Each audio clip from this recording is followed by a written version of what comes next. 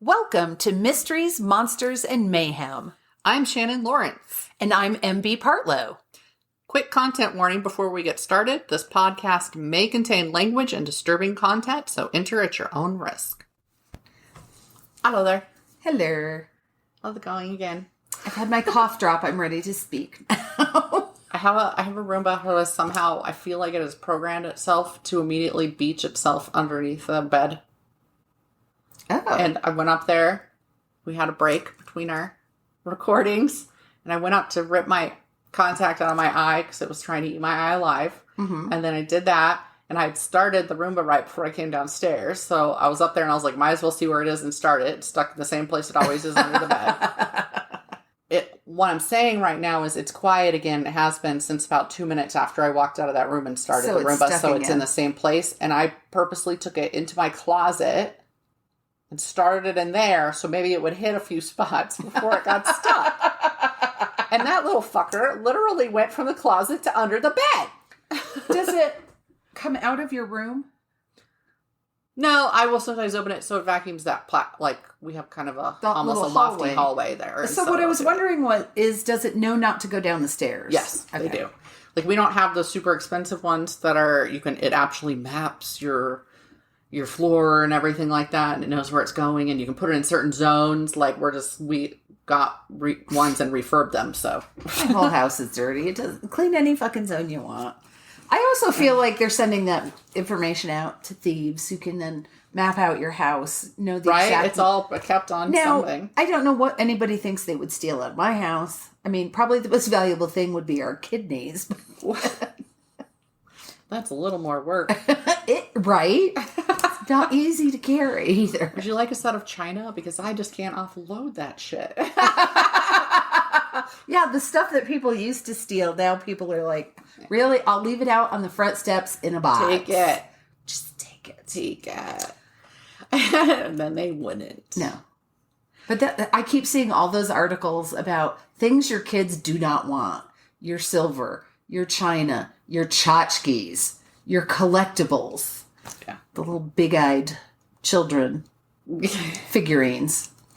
Well, Funko Pops. If they don't want them, they don't have to have them. When I'm done, they can throw them into a box and donate them. Or whatever. Whatever.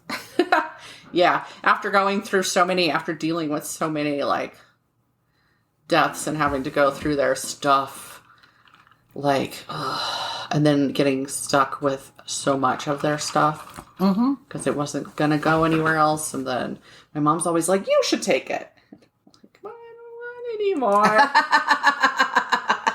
So I have multiple sets of china. I have 2 sets of silver. Don't break in. Just let me know. Leave me a note. I'll leave it outside. And so for a while I was trying to use it. I pulled it out for every holiday that I hosted because I hosted Christmas Eve every year. We had a couple of tea parties. And I pulled it out for that. And now I'm like, fuck all that noise. Because each time I did that, I had to hand wash them before and hand wash them after. Mm-hmm. That's so much work. I can't believe I used to do that much work. Right? I'm too tired for that bullshit now. Although I do miss the tea parties with Deanna. Yes, that I missed. But I had already decided next time we did it was going to be an iced tea party. Oh, I like it. And I wasn't going to pull out the china. I feel like when you pull out the china, everybody's kind of like, am I supposed to be behaving? And I'm like, you never have to behave like that at my house. Come on. But you don't know that. Okay. So, yeah. All they have to do is look at me for 3 seconds. Oh, no, we're not behaving today. This isn't the behaving house. So I thought of you the other day. Uh-oh. I decided I needed to watch just something. I needed to have something mindless on the TV. Yeah. That didn't require too much thought. But I wanted to watch a movie. So somehow I went from wanting to watch It's a Mad World. Which I saw for the first time like a year ago. Which I didn't even search on. To watching Tequila Sunrise. What? With Mel Gibson and Kurt Russell. Oh. I think it was because I wanted a Kurt... Michelle Pfeiffer in there? And Michelle Pfeiffer. And Raul Julia. Ooh. Yeah. But they were all so young and pretty. Mm-hmm. Yeah. And I was like... and then, of course, because I'm a freak, I had to look up... Because in the beginning, Mel Gibson is running and jumping. And I was like, he moves very well for a big guy. Life. Yeah. Very, jumping over bars and jumping over. I look it up and he's only 5'10". So he's not that tall. I mean, he's taller than I am, but... Wait, what point are you making? Just that I thought... That he's lithe because he's not tall? No. I thought... My first thought was that he was tall for a big man... Or he was lithe for a big man. Mm. And then I realized he's not a big man. I was like, shit, I don't know what to say. Because I don't understand what your point is. I thought Mel Gibson is not as tall as I thought. Just fucking edit all of that out. I'm not gonna. They need to hear what it's like to live in my head. This is why I have to be blunt in real life and just be like, I don't know what the fuck you just said. Like, I heard the words. I get the words that you said, but what are you trying to say right now? And that was it. I got it now. I really do. I guess you won't see Jeff Goldblum gambling in quite the same way. Well, not anymore. How tall is Patrick Swayze? Yeah. I watched Dirty Dancing the other day. I love to watch that man move. Yeah. Yeah. Just, okay. And I love to watch the videos of him dancing with his wife, because they used to do that. Oh, yes. They're so sweet. Yeah, I'm still on my kick of old favorite movies, so it was like... Now, I did reach a point in that movie where, because I'm sure you've seen it, but I reached a point in that movie where I was like, can't she just fuck him and tell the other guy to leave her alone? And if one person would just say, yes, it's Greg, or whoever the fuck the guy was, it got a little long at one point. Yeah, it did. But I realized the pace of movies has picked up. Came out in 88, because I looked that up. But, yeah, I was like, wow. Yeah. We watched Big Trouble in Little China just to follow up, because we watched The Escapes with Kurt Russell. I almost watched that. Really? It's so goofy. I love it. It's redonk. But I turned to Jeff at one point, because it's been a long time since I watched it, and I said, why is he talking like John Wayne? Kurt Russell talks like John Wayne the whole movie. Yeah, I don't know. And I meant to look that up, because it's got to be in the trivia, because he's doing it on purpose. So I didn't look it up. I forgot to. But now you all know, and I need you. I'll probably look it up when we're done with this. I think I started out, I was looking up Escape from New York and Escape from L.A., and I could watch both of them, but I had to pay for them. Mm-hmm. So, I mean, it's like $2.99, which is not a big deal. Right. I have spent $3 on much more ridiculous things than Kurt Russell in tight jeans. Yeah. So, but somehow, Instead, I wound up with Tequila Sunrise. And I still don't know why it was called Tequila Sunrise. Huh. Do they have the drink? One of the characters may have been drinking one at one scene. They were like, we don't know what to call it. What was that drink yet? Okay, Tequila Sunrise. Let's go. The acting is so bad in Big Trouble in Little China, though. Yeah, it is. It's so bad. Like, on purpose. And I was like, I can't figure out if John Carpenter was trying to make a Western or a Kung Fu movie. It's clearly both. But... like, even at the beginning, because there's these two rival tribes in Chinatown, right? And then the truck gets stuck, and they're, like, fighting around them. And one of them has the cross bullets, like the two belts crossed across his chest, and he's all, oh. But it's hysterical, because it's clearly the time before they ever had anybody who knew a goddamn thing about a gun on a set. So they're literally... it cracks me up every time I see this in movies. Every single person in that movie shoots the gun by thrusting their hand forward each time. Yes. You know? Yes, like they used to do before somebody came in like and said in that. Westerns, they do that all the time. But then I'm like, did he do it on purpose? Because he was trying to copy the Westerns, because he also copied all the cheesy shit from Kung Fu movies. I would guess Big John Carpenter that it was on purpose. Right, I think so. And I think the cheesy Kung Fu movie feeling of it, which is also the bad acting, was part of it. And they're all doing the hold your hands out, and the one guy does the two fingers up, and you guys can't see it, but and it's all about the head, the whole time that they're doing the little yes. It's a well and truly a cheesy Kung Fu movie. Somebody, I'm just gonna say it was Patrick Hester, gave me the graphic novel.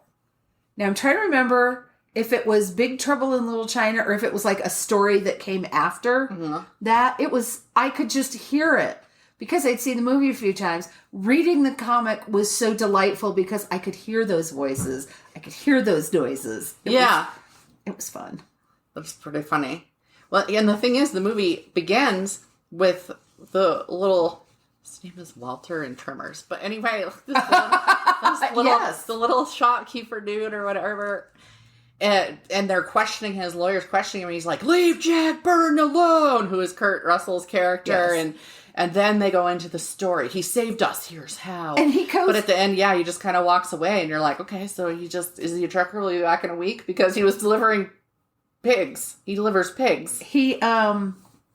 Yes. It's the Pork Chop Express is what he calls his right. truck. That's right. Yeah. Have you seen the ads? There's a new slasher movie coming out. They, Them. Mm-mm. It's got Kevin Bacon in it. You said Tremors. That's what made me think of it.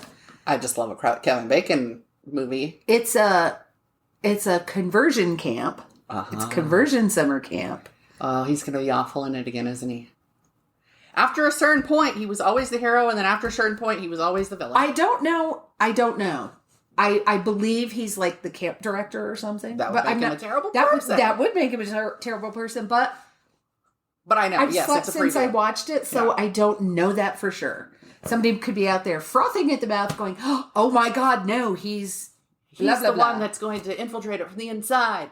But he was not a bad guy in Stir of Echoes, although they tried to make him out. Yes, to be, I he love was Stir of Echoes. Echoes. It's good. When he goes to horror, he does it good.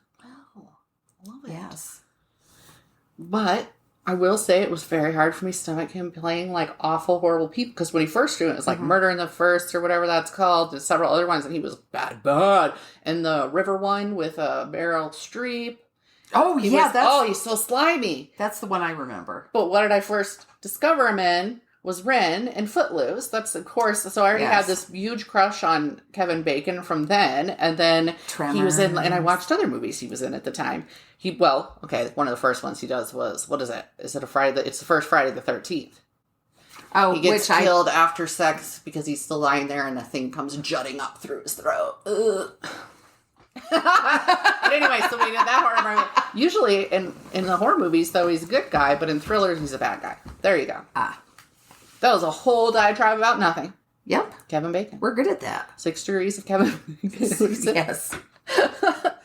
And there must have been an article about him recently, because I'm like, yes, and he thinks that game is hysterical. And I saw a video. He has a TikTok, and he danced with his wife. He has a TikTok? Yes. Kira Sedgwick. Yes. They did a little goofy dance. Oh. Told her. Yeah. I will have to look him up on TikTok since I'm thoroughly addicted. To TikTok? Mm-hmm. I haven't visited in like weeks. So much for setting up an author brand on there. So here's the thing. If you're on TikTok long enough, you get this little video that comes up and goes, "Hey, you've been scrolling through videos for a while now, pal." Maybe do you need to think about, do you need something to drink or maybe something to eat? Maybe you need to get up and walk around or go outdoors. Maybe you need to go to bed. Wow. But just something for you to think about. Just take care of you. Are you still watching? Yeah. And my daughter, thing one, taught me the proper response is, "You're not my dad." Flip, keep scrolling. I can honestly say I've never scrolled through TikTok long enough for that. But again, TikTok and I haven't hit it off. I'm a happy Instagrammer. Okay. That is my medium. Pictures. I have Pictures and memes. Memes are my love language. And if anybody's following any of the fucking pages I admin, they know this. And my own page. Yes. It's memes all the time. And I try to post different ones in all the different places that I admin. And then I share them on my own personal page if I really liked them. Yes. That's that. But yeah, apparently that's it. That's how and there are people, so there's all different varieties of stuff. There's gay TikTok. Native talk. There's book talk. Yes. Home repair talk. Horror talk. There's also cooking. A lot of cooking on TikTok. And there are some people out there who make old school Paula Deen look healthy. Yeah. I'm like, you start with melting 2 sticks of margarine. And I'm like, no thank you. It's the great pendulum. It's the thing that happens in politics. It happens in religion. Yes, it happens so in many fucking things. everything. There's always a pendulum. And for a while, things were unhealthy just because they were and nobody knew what the fuck they were doing. And so they didn't know what was healthy and wasn't healthy. And then it turned out everything was going to kill you. So Yep. see, we went through that phase of, okay, everything has to be healthy cooking now, and everything's going to be low fat. And everything then had it to be turns out fake. to be low fat, it had a shit ton of sugar, right? And Yes. salt and stuff like that. But anyway, we did that whole health craze. And then the pendulum swung in the other direction, and they were like, how can I combine a pizza, hot dog, hamburger, and fried chicken? Yes. And then they did it. And that's the current trend.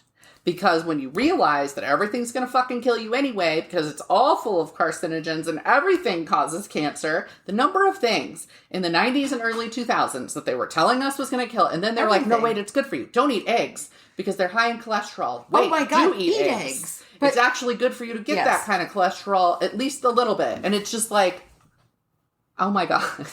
And then everybody in the world started overthinking their food. Yep. I don't eat carbs. Yeah. Are you mocking me? No. I don't eat sugar. No. And there are people who monitor their intake for specific reasons. And I have a lot of sympathy for people with food allergies. I don't have any sympathy for people who are like, oh my God, I don't want any of this. I don't want any of that. And it's not a food allergy. They just pretend they can't eat it because it's trendy. And carbs are the ones that I can't have, what is it? Oh, it's gluten. You cannot have... Gluten was the yes. biggest, I'm going to put this on my face trend. Mm-hmm. And there were a lot of people it was legit a problem for. Yes. But there were a lot of people who were like, it's just trendy to be off gluten. Mm-hmm. And it's like, okay, I'm going to eat your bread. And I'm not going to like it. Watch me. I'm going to eat your bread, then I'm going to take another slice. I'm going to toast it, and I'm going to put slap butter it on with it. Butter. Yes. And maybe some pesticide-filled peanut butter. On that hateful note, would you like to start? Well, I'm not going to talk about pesticides or peanut butter. So, I'm going to talk about rattlesnakes. Yay! I'm actually not going to... The whole thing it's misleading. I was very excited. I thought there was this whole trend of, last time it was the eye drops used as a murder weapon. Yes. I thought it would be rattlesnakes, and it's just one instance. But it's still kind of an interesting story. It's just the preacher who killed his whatever with the rattlesnake. So, and yes, his name was Major. Major Jackson Lisenba. Lisenba? It's Lisenba. Okay, so he was born into a sharecropping family in Alabama in 1894 and grew up picking cotton. Yeah. Because that's what one does when one is a sharecropping family. So I found one story that claims he got a life insurance payout and went to barber college. But several sources, what I believe is that his sister's husband paid for him to go to barber school. So, at any rate, the man learned to cut hair. And it's going to come back around later, and we'll see. So, he's a barber. You couldn't see that hand gesture, but there was one. So, at any rate, in 1921, he married Maud Duncan. And a short time later, she divorced him for so-called kinky proclivities. Could not find out what those kinks were. None of them Sometimes he didn't want to do it in missionary. Apparently. Well, it was called sadistic cruelty. Oh, okay, so it's not just that. Yeah. Unless you really didn't like cowgirl. I guess. So, but he and Maud did manage to have a son before they divorced. I was not able to track down whatever happened to his son. So, he and Maud divorced. He moves to Kansas, as one does, and opened a barbershop again and married Vera Mae Vermillion. But that didn't last for very long. This time, one day at the barbershop, a man showed up with a shotgun because Major Jackson, no, another young girl in town was pregnant. From Major. And Major cock up. Yeah. So Vera Mae divorced him. Get out. Other accounts say that this was when he received the insurance payout. And to me, it makes more sense. You'll see as we go along. So he had an uncle who died, and he was the beneficiary of the policy. So he got $4,000. So he moved to Fargo, North Dakota in 1932 and changed his name to Robert James. Huh. guess if my name was Major, everybody could make Major jokes the whole time. I would change it too. He changed his name a couple of times. So he bought a barbershop and married Winona Wallace. And he immediately took out a life insurance policy on his new wife. This is, everybody's just like, hurry it up, MB. We know where this story is going, but you don't. Because next the story is going to Colorado. It's going to Pikes Peak. Because 3 months later, they took their honeymoon on Pikes Peak. Wow. So while driving down the mountain, they drove up Pikes Peak, as everybody still does. As they're driving down the mountain, they drove off the road. Which was way easier back then because it was, not paved. Yeah. Because it wasn't paved when I moved here. Yeah. There are parts of it that are still unpaved, but at the top, aren't there? Because it's been a big fight about whether or not to pave it. Probably. And they didn't want to pave it because it would impact the hill climb. And I'm like, that's a fucking car race. Pave it. Yeah, well. Yeah. So anyway, they come to Pikes Peak. They're driving down the mountain and the car goes off the road. Now, he claims he was able to leap free of the car, which Winona was driving, and he went for help. And when they came back, they found Winona laying partly outside of the car with a massive bloody injury on the back of her head, but she's still alive. And they also, this just killed me. The rescuers found a bloody hammer in the back of the car, but they and the police opted to ignore it. I don't drive around with bloody tools in the back of my car, but... No comment. I plead the fifth. You would take better care of your tools. I would clean that shit. I know all about evidence. Come on. So he said she was driving, but when they found her, she and all of the blood was on the passenger side of the car. So Winona doesn't remember anything about the accident, and she's released from the hospital on October 8th, and they take up residence in a cottage in Manitou Springs. So a week later, I'm like, where are they getting the money for this trip? And they're here for weeks. And anyway, renting a cottage. So he goes out to get groceries. And he asks the grocer to give him a ride home because he doesn't have any transportation. So he gives him a ride. And the two men go in and find her lying on her back in a half-filled tub, dead. James claimed she had ignored the doctor's orders to avoid washing her hair because of her injuries, and she has accidentally drowned. No autopsy was performed, and he eventually did collect the insurance money from Prudential. He wasn't even good at it. Like, he wasn't even... Well, he was... The one thing he got away with it. Yes. But he wasn't good at it. The one thing he did do is he had double indemnity. So if it was an accidental death, he got twice the payout. Yeah. So he goes back to Alabama. And this is where it's a little bit hazy. There may or may not have been another wife at this point. In one report, he said he'd been drunk when he married her and had the marriage annulled in New Orleans in 1934.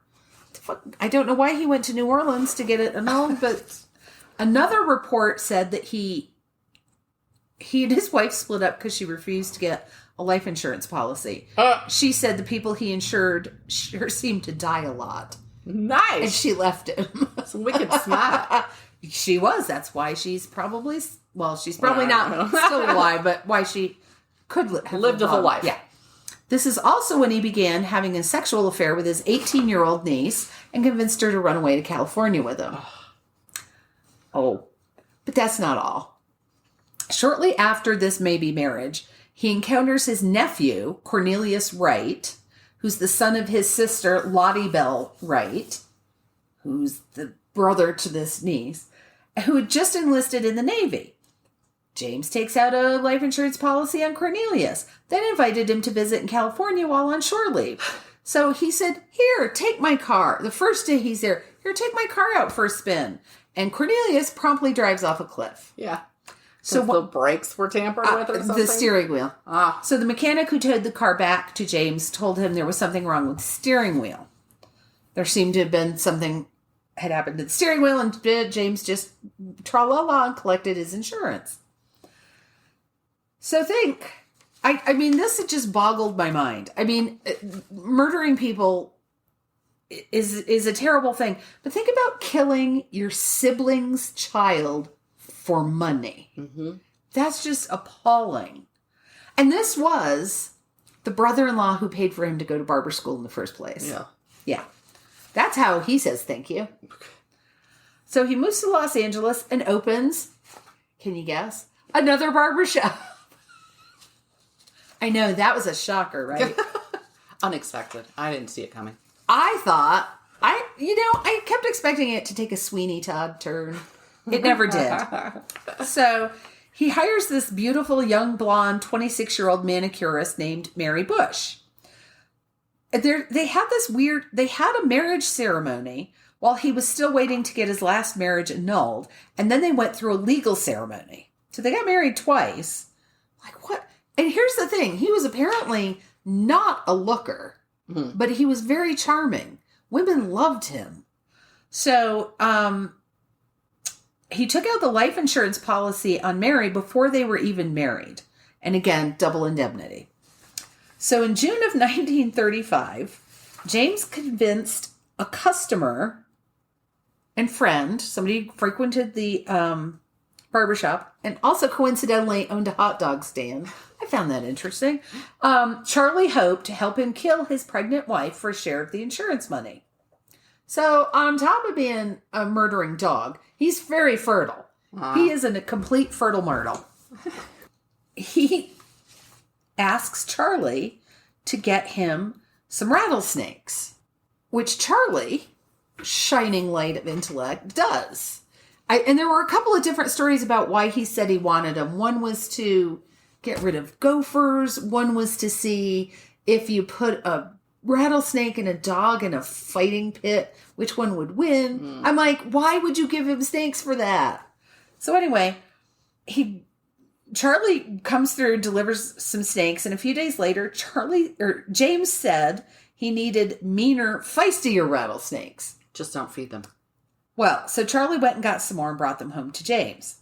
He got them, so they went to this guy named Joe Houtenbrin, who was known as Snake Joe, who ran the Ocean Park Snake Pit.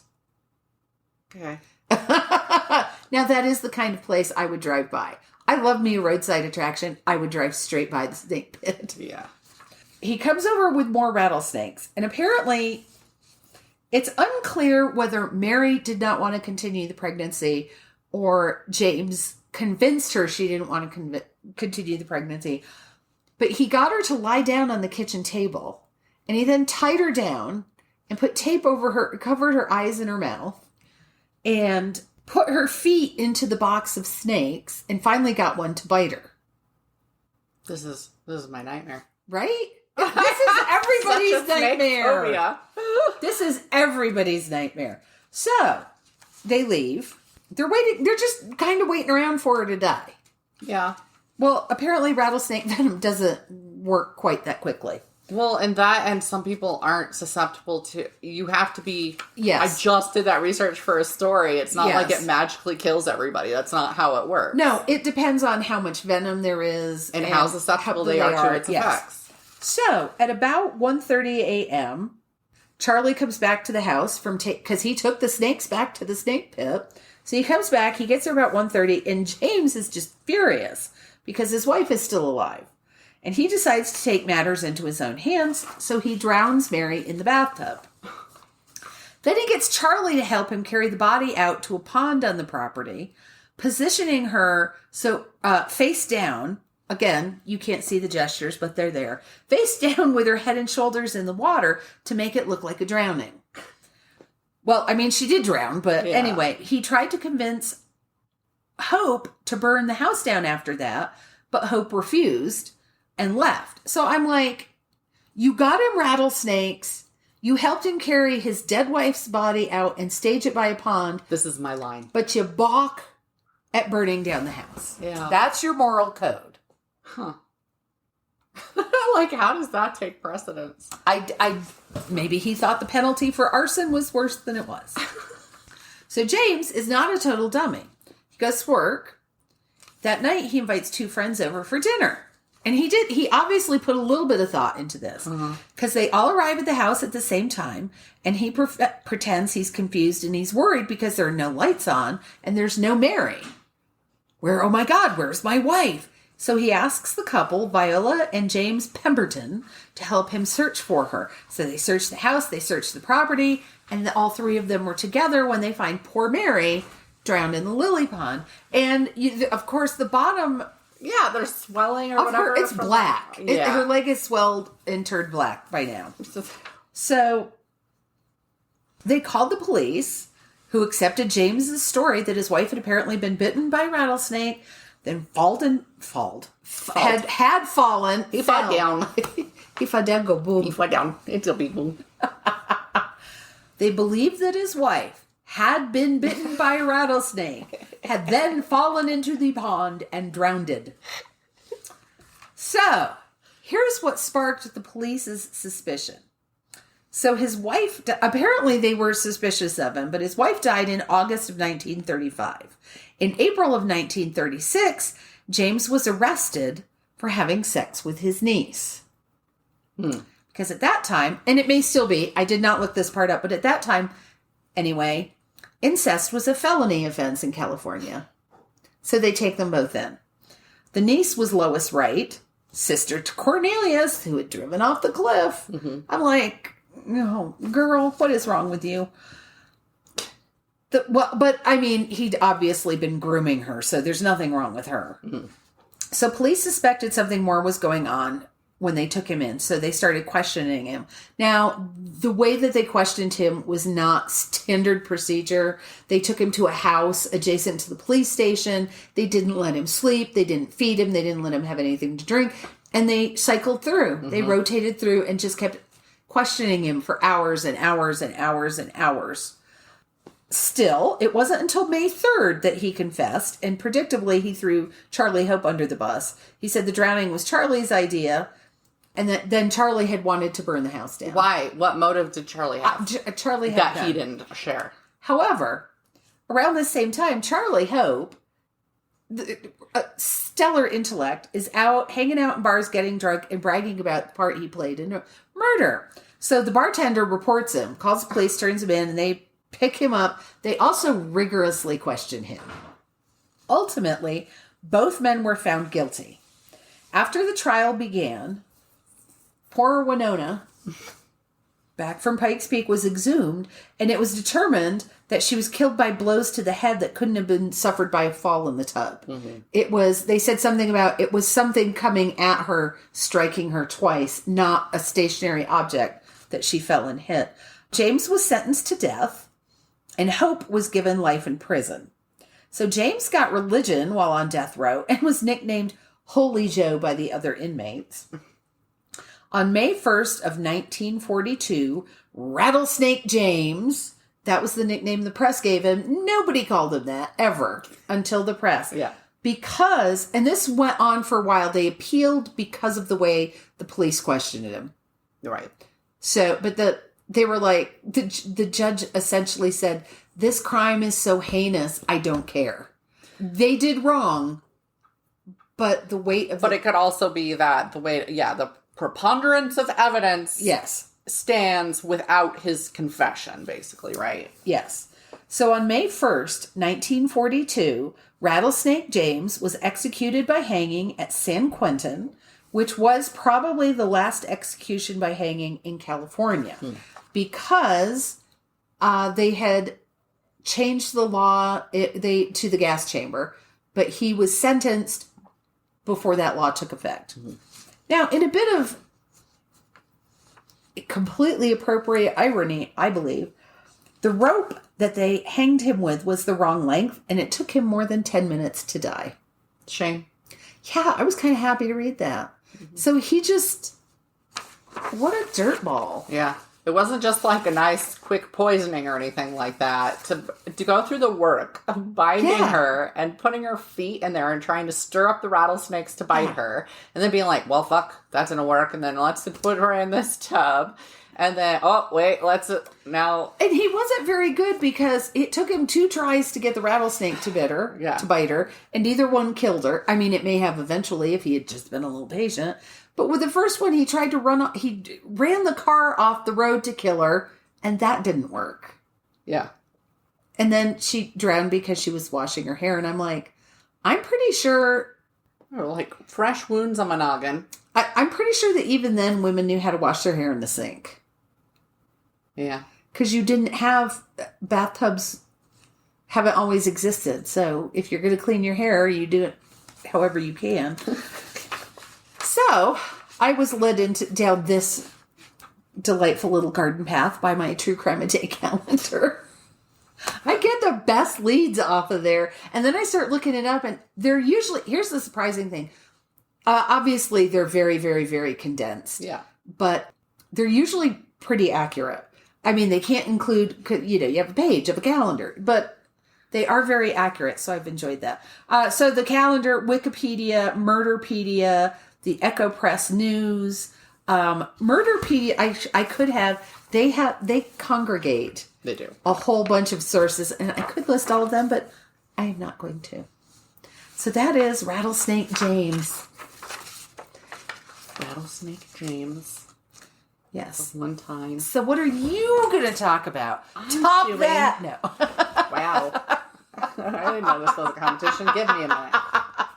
I'll get something. Okay. The Mystery of Aunt Diane. All right. On Sunday, July 26, 2009, a 35-year-old woman drove the wrong way down a New York parkway, ultimately striking another vehicle and ending the lives of 8 people total. But what might have been just an unfortunate incident revealed secrets and mysteries that would be discussed for years afterward. Really, still now. According to Diane Schuler's husband, Daniel, the morning of the 26th had started out normally with them enjoying coffee at about 6 a.m. before packing up their separate vehicles and heading home to Long Island. They'd been staying in their camping trailer in the Hunter Lake campground in Parksville, New York, but it was time to get back home so they'd go to work the next day. Diane was the director of billing and collections at Cablevision, and Daniel worked as security for the park system, so he worked nights. It was about 9:30 in the morning when Diane left with 5 children in her Ford Windstar minivan, her 5-year-old son, her 2-year-old daughter, and her 3 nieces who were 5, 7, and 8. Diane stopped off at a McDonald's for breakfast at about 9:56 a.m. The kids ate, then played in the play place for a while. Then she stopped at a gas station at 10:46 a.m. and went into the convenience store where she asked about painkillers, but they were out. Just over-the-counter painkillers. Having 5 kids in your car, having driven Girl Scouts around, and a McDonald's play place. I can see where she would need an ibuprofen or a Tylenol. Something. At 10:58 a.m., she left the gas station. By this time, Daniel had returned home and gone to bed since he worked that night shift. At 11:37 a.m., she called her brother Warren, whose nieces she was bringing home, and said traffic was causing delays and they would be late. But starting just after 11:30 a.m., witnesses had started contacting police to report a minivan driving erratically and aggressively, speeding around people, honking their horns, flashing the lights at them to get out of their way, tailgating, cutting people off. The van at times was straddling 2 lanes. Brother, she was fine when she talked to him, sounded totally normal. At 11:45 a.m., a witness reported seeing her pulled over on the side of the road, vomiting. Hands on her knees, vomiting. At 12:08 p.m., Jackie, Diane's sister-in-law, and Diane spoke briefly about a school show, and Jackie said Diane sounded normal. But at this time, there's already half an hour worth of reports of aggressive driving. Between 12:15 and 12:45 p.m., more reports of aggressive driving came in, and Diane was once more seen vomiting on the side of the road. She then passed that witness up the road because she was driving so fast. Okay.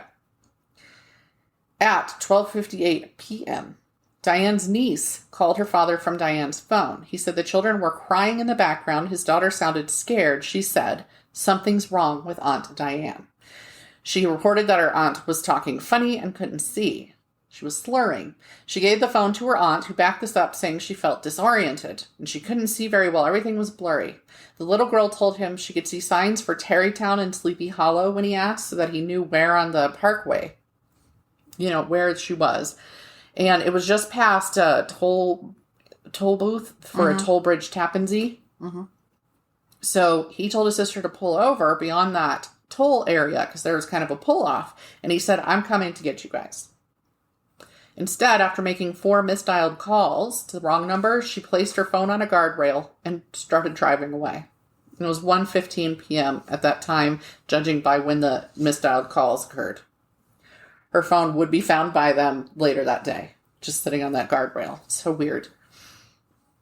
While Warren headed for his sister's last known location, Jackie, his wife, made calls to 911 thinking her sister-in-law was having a medical emergency. That's what I would think. Absolutely. Alarmingly, police began receiving calls at about 1:33 p.m. saying a red minivan had entered an exit ramp and was now driving the wrong way down the Taconic State Parkway. Witnesses reported the driver looking calm, some as serene, some as determined. She was holding the wheel with her hands at the 10 and 2 positions. And she was driving in the passing lane at about 85 miles per hour in the wrong direction, in the fast lane. What year did this happen? 2009. I remember hearing about this. I bet. Yeah.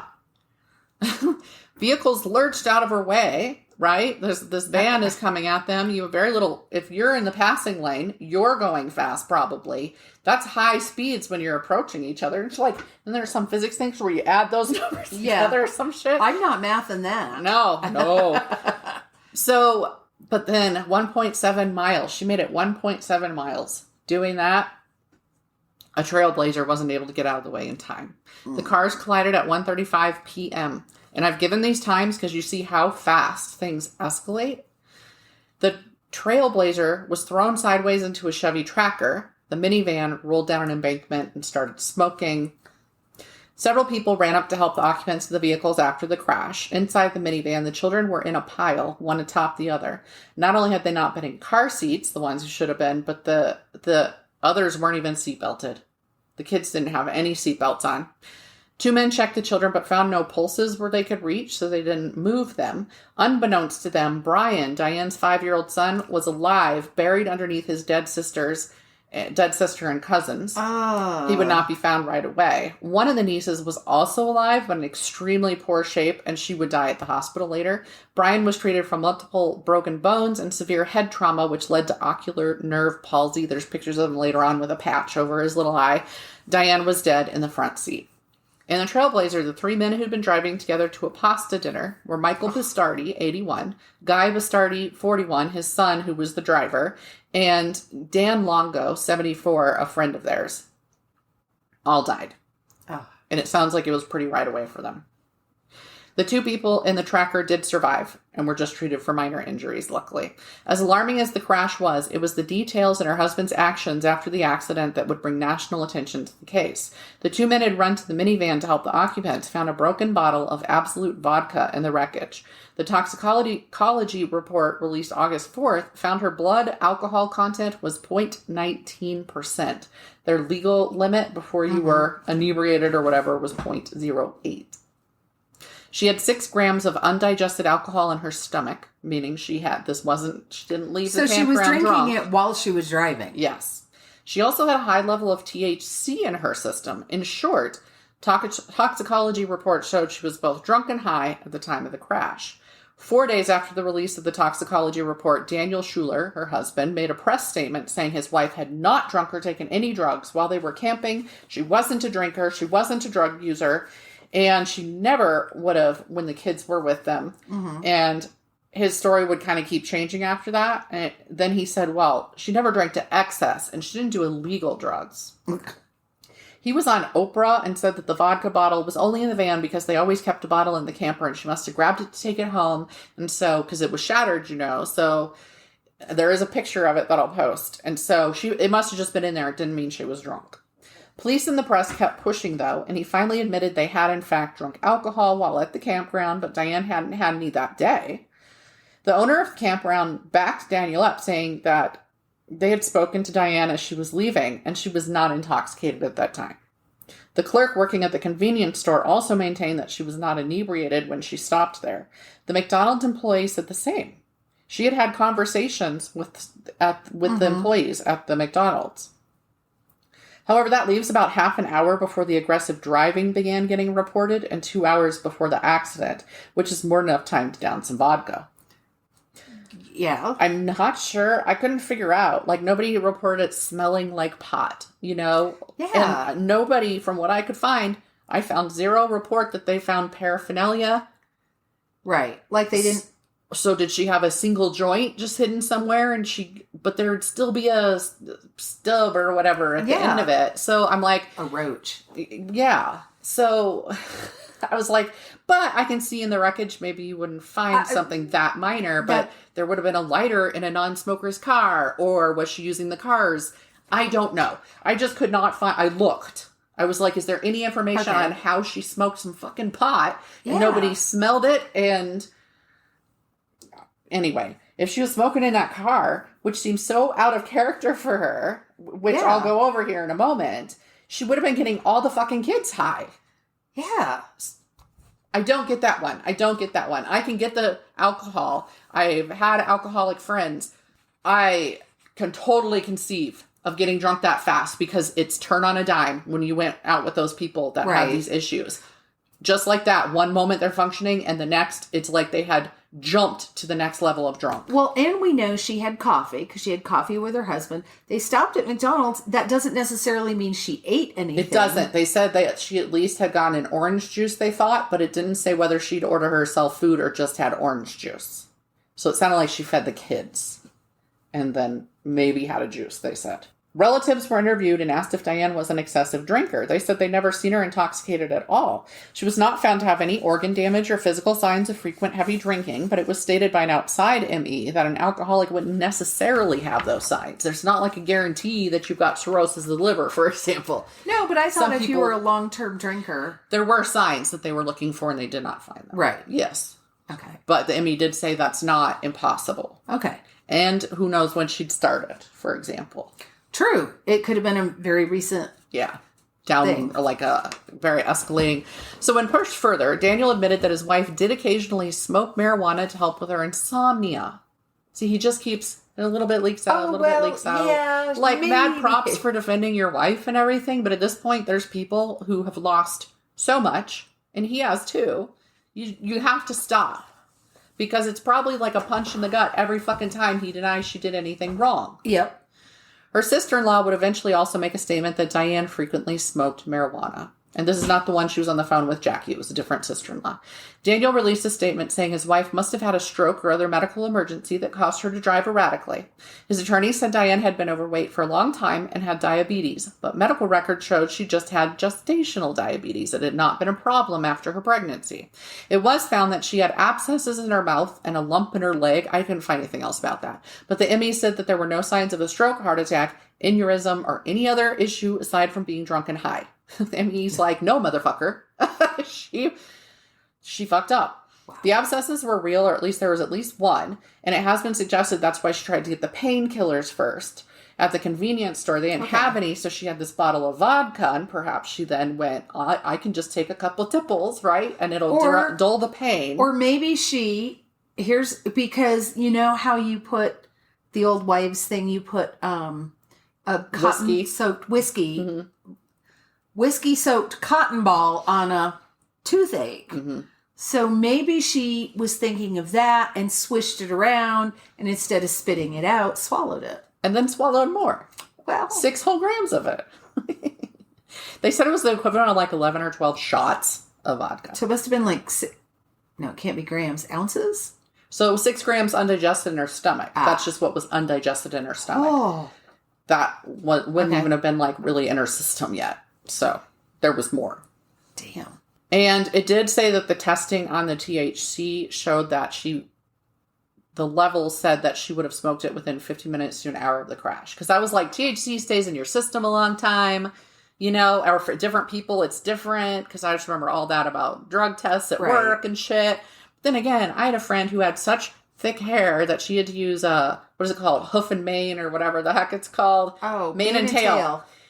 For her hair. Super thick, ton of hair. She got a haircut test. Mm-hmm. And I guarantee you she was smoking pot because I smoked it with her. And she had smoked it the night before she went, not realizing that she'd be getting a test. But she also had consistently smoked it before that. So it's not like, hey, it just wasn't in her hair yet. Did a hair test, came back negative. She was like, I don't know how to have this fucking job. but she did. So it's not, I don't know. A second lab test showed that the toxicology results were true. Okay.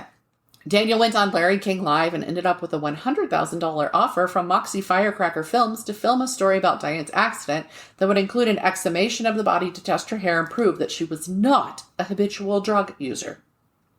And I didn't really hear what happened with that particular one. In June 2010... I think I would have to say, as this grieving spouse, I'd be like, fuck no, there's not enough money in the world that you could pay me to just dig up, exhume. Well, no, he wanted to and was fighting to exhume her body, and that's when they... So it was actually him spearheading that and them going, hey, why don't we film this and do a little thing on it? Yeah. That's not morbid at all. In June 2010, the police released their report, which backed the DUI aspect of the accident. The deaths of Diane's victims were officially declared a homicide. And her, the killer. During Daniel's time speaking to the media, the family members of the three men in the Trailblazer spoke out against Daniel Schuler's mission to paint his wife as the perfect wife and mom. Some called for him to be drug tested. He was called an enabler. His words were called insulting. And it was stated it was even a hoax on his part at this point. And I was like, oh, hoax? No, he's just full of shit. Daniel hired a private investigator to look into the case, but his findings matched those of the Emmy and the police.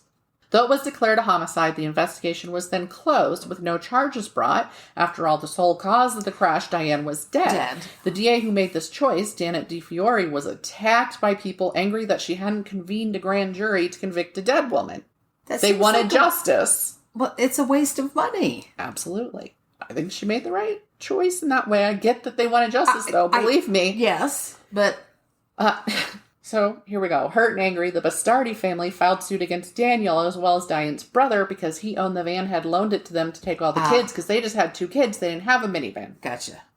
In December, state law actually required, this part wasn't so much on them, state law required that the owner of the vehicle be brought up in any involved charges.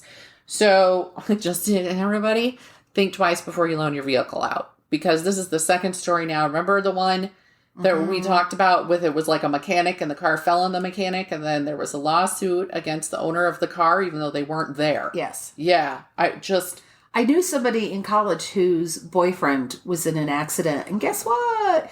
He was driving her car. Mm-hmm. So she was also sued. Uh-huh. There was also a death, and she was one of the people sued because she owned the car. Yep. That's just... If you take my baseball bat and you beat somebody to death with it, do I get in trouble because it was my baseball bat that you took? I guess so. Jumping on the bandwagon, Jackie Hance, Warren's wife and Diane's sister-in-law, filed a suit against Daniel for the mental anguish her daughters would have suffered before their deaths when they were terrified.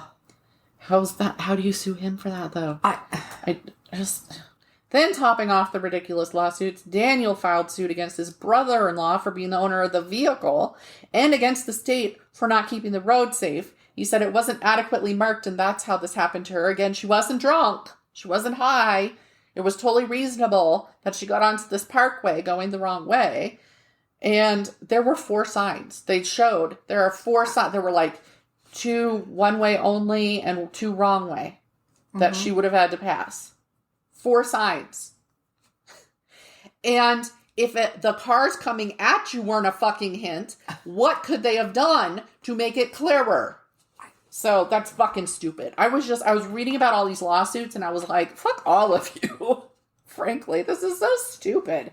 Stop.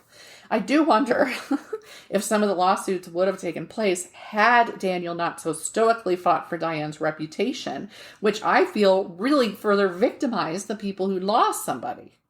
When they're saying, no, she was perfect. She would never do this. Right. She didn't do this. You're denying what happened to their family members. Mm-hmm. I get them being enraged. I get that. I just hate stupid lawsuits. It's a pet peeve of mine. God damn it. So, I don't know if it was hardcore denial on his part. Did he really think she was this innocent? Or was he hoping from the beginning to fend off lawsuits? Right? Because he knew they would be coming. And so he's like, no. This never would have happened. I'm not familiar with her acting like this. Because when he did make that first announcement to the press that she had not and would not, his attorney was with him. So was he advised, you could be sued. Let's get in front of this. I don't know. I do understand the instinct to just Until you paint get the results person, back. Yeah. You don't speak ill of the dead. You want to defend your spouse. This is the person you love and you married and you had children together. And now they're just suddenly ripped away from you. With your daughter. And your son has been horribly injured. And two of your nieces are dead, or three? All three. All three nieces are dead. And nothing makes sense. And of course you defend. But it's the holding on and it's the doubling down. It's that and going on high profile shows to say she was innocent. Yeah, no. So, yeah. It would take until July 2014 for all the lawsuits to be closed out, with some settled and some dropped, but that information was not available because it wasn't allowed to be disclosed. Okay. Like, it was one of those, all right, here's a settlement, but... Mm-hmm. I'm certainly hoping the ones against Diane's brother will drop, because I think they're fucking asinine, but whatever. Aside from bullshit lawsuits, Jackie Hans wrote a book about her experience, as did Gene Bastardi, and Daniel apparently made bank from an HBO documentary about the subject called There's Something Wrong with Aunt Diane. He has stated that it was put into a fund for Brian and he didn't touch any of the money. I don't know how true that is. Nobody does. Maybe he truly did. Great. While some have posited that she had chosen to drive the wrong way on a mission of murder-suicide, it's thought most likely that she was a functional alcoholic. I've known those too, who imbibed too much for whatever reason that day. One of my closest friends in high school, was my best friend, she was my maid of honor. She was at first very functional alcoholic. She always had a bottle of whiskey under her seat. That's why, to me, that bottle of vodka was like, She has that bottle of vodka with her all the time. And again, this is where I learned how fast you could seem like you were fine and level and it was just a drink here or there, and then you would be absolutely fucking almost comatose sloshed. Mm-hmm. That's where I learned that. So I know how quickly that can turn. I know how quickly she might have been able to get that inebriated. What I don't understand is I have found that I can smell liquor on people when it's like that. It comes out of their pores. Mm-hmm. Even in the case of vodka, because I had a boss that did that. It has a smell. I mean, yes, if you're trying to sneak a little alcohol into something and you pour vodka into a soft drink can, you can get away with that. But there is an after thing. I can smell it on the breath too. Yep. It's whether you mix it or not. I had a boss who walked around with a thermos at work all day because it was water, in quotes. Ooh. It was not. It was vodka. By the end of the day, she was tanked. This is how she functioned. God. And I could smell it on her. I could smell it on her breath. Mm-hmm. With other cases, it's been, I smell it from their pores. Ugh. So anyway, I don't understand how I understand how she seemed normal and then quickly was not. I don't understand how they couldn't smell it on her. So, unless she got that orange juice and then used that to put it in there. But again, I tell you, you smell the after. There's alcohol on the after part. It doesn't cover it. But anyway, this is just me clinging to shit because of personal experience. Says somebody had to. But they weren't that close to the people she talked to. Wouldn't have been that right that day. Wouldn't have been. You're talking to a clerk. Yes. At the convenience store, she didn't get that close to them. She had a long conversation with the one person. Here's my problem. I'm also a super, scenter. Yes. I can smell dust. Nikki would smell it, but. And so it could be that for me, it's normal for me to smell that alcohol. For other people, it is not normal. I'm just going to put that out there. It might just be a me thing. But I would be able to smell somebody across the counter. It's not like I was cuddling with my boss. Well, no. She was taking credit for my work. I was not cuddling with her. As reporters dug more into her life, a pattern became clear. Diane didn't talk about her problems. She was emotionally cut off from others, even her husband. In fact, it would turn out that this hardworking PTA mom, who did the bulk of the parenting with her husband working nights and sleeping days, was severely isolated emotionally. They bring up her parents' divorce and her mom abandoning her at age 9 as something she still held anger about. Her brothers had made nice with her mom since then. She refused to talk to her or in any way forgive her for what she'd done. But also, this might have been the reason she was trying too hard to be the perfect all-around woman with a high-paying job, a husband who loved her so much he never doubted her, and 2 children whose school she volunteered at regularly despite her full-time job. And because she didn't want to be like her mom. Mm-hmm. That's a lot of pressure. Mm-hmm. So, especially if you don't have the vent to release some of it. Yes. Because they were like, well, what did she talk to you about? And he was like, well, she talked to me if something needed to be done, like the garbage needs to be taken out. That was his fucking example. They weren't talking about anything real. And they were. I'm not saying that. I mean, they had a shitty marriage or anything like that. They worked opposing shifts. She didn't have somebody to vent to at the end of the day because he was at work then.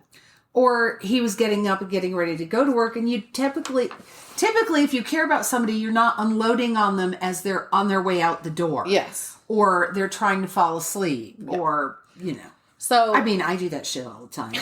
But right? Love my husband dearly, but... I have to get this out. I just got to blurt it when I got to blurt it. Here it comes. No warnings. No warning. Here it is. Here's some word vomit. It's yours. I want you to keep that tonight. Hold on to it. Go over it a little bit. Good night. And then I roll over and go to sleep.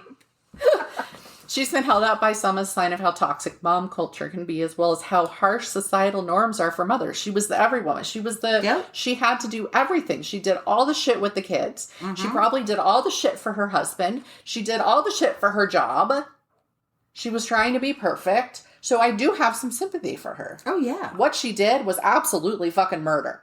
Don't get me wrong, and I will not defend any of that. I'm just trying to figure out what led to her becoming this functional alcoholic. Right. So, just to be clear, I'm not saying it's okay because some shit sucked and she was stressed out. It absolutely wasn't. No, fuck that. I have gone a long time without driving drunk. You know what I mean? Yes. Even when I'm stressed. So, it's not a forgiveness thing. I'm just saying, clearly it sounds like she had some problems. And they're problems that I think a lot of moms can identify with. It's just, again, we don't turn to that necessarily. Mm-hmm. Or maybe we do and nothing bad comes of it. Who knows? Positive outcomes from this case are that an August 2009 act, the Child Passenger Protection Act, made it a felony to drive while intoxicated with children under 16 in the vehicle. I'm like, that's great if you get caught. This was also inspired by other similar deaths and was signed into New York law as Leandra's Law after an 11-year-old girl named Leandra Rosado died in a drunk driving incident. She wasn't the driver. November 18th, 2009.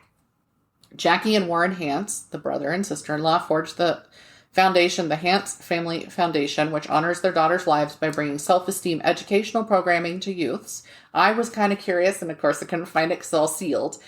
Was this outcome of a lawsuit, perhaps, that money they were able to start this foundation? I don't know. I have no idea.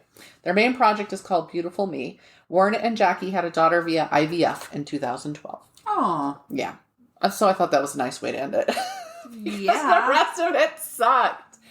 Okay, sources. Wikipedia, Murder by Design, Jezebel, ABC News, and Ranker. But yeah, it also should point out to people that you never know what's going on in somebody else's life. You don't. It doesn't matter what face they're putting out there. You don't know what they're dealing with at home. You don't know what's going on inside their head.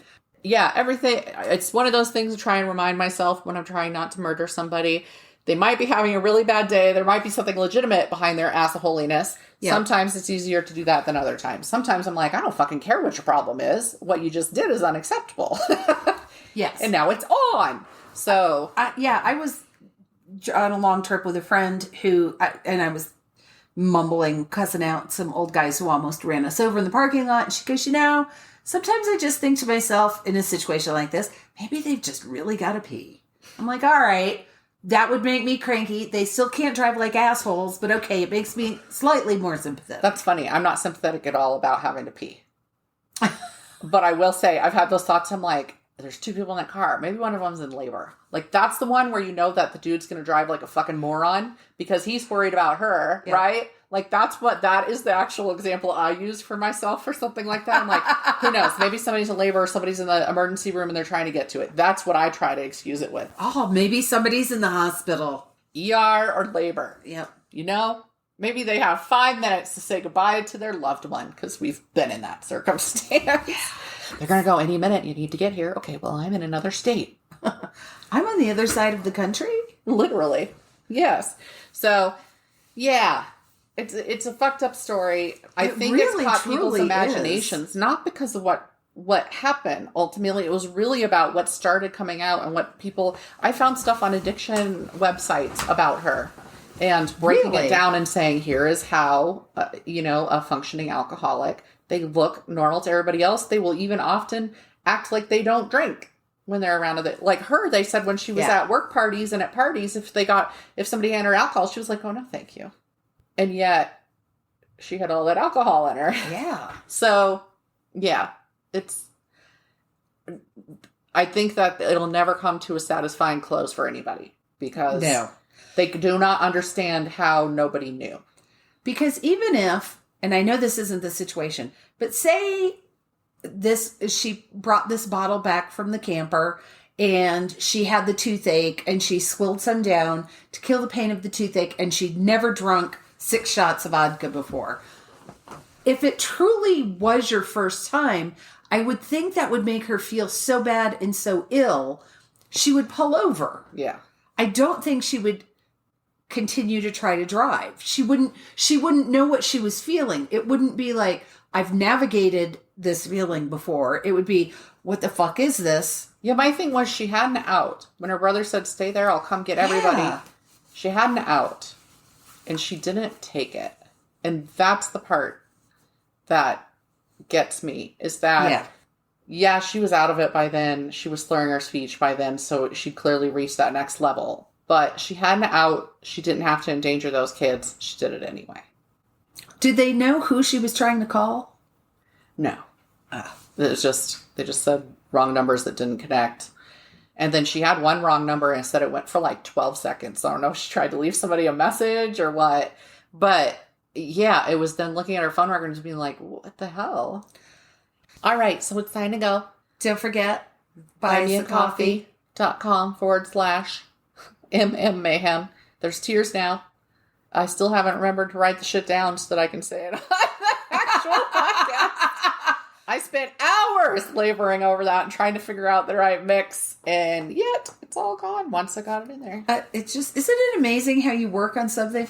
I looked up a name of one of of a piece that I did for the podcast because I was scheduling pictures, and I looked, and all I had written down was the name, and I looked at the name and I went, well, who the hell was that? I had nothing. As soon as I opened the file and read like the first half a sentence, I was like, oh, that one. But I just, looking at the name, didn't stick. Yeah, it's gone. And there's some stuff I look at and I go, did Shannon do this one?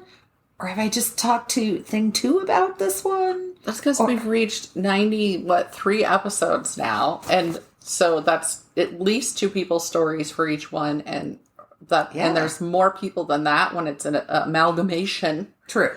And you just can't remember everything.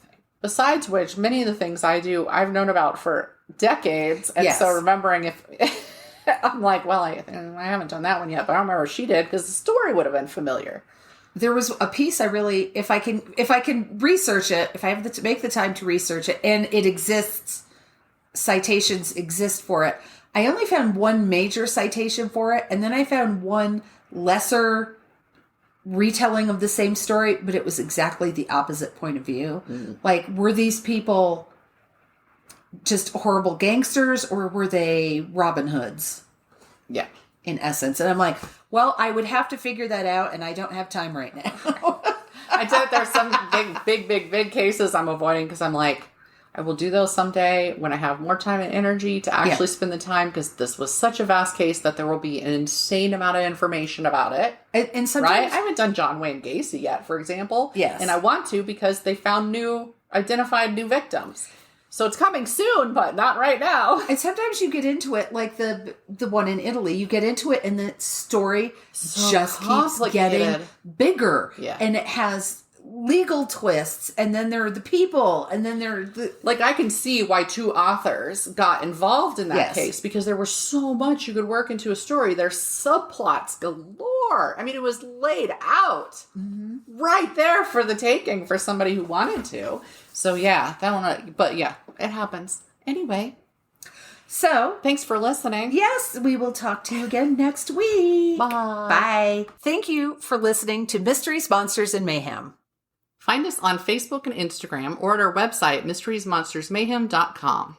Please like, rate, and review, follow, and share wherever your favorite podcasts are downloaded. Thank you for listening and supporting our podcast. We'll be back next week with more shenanigans.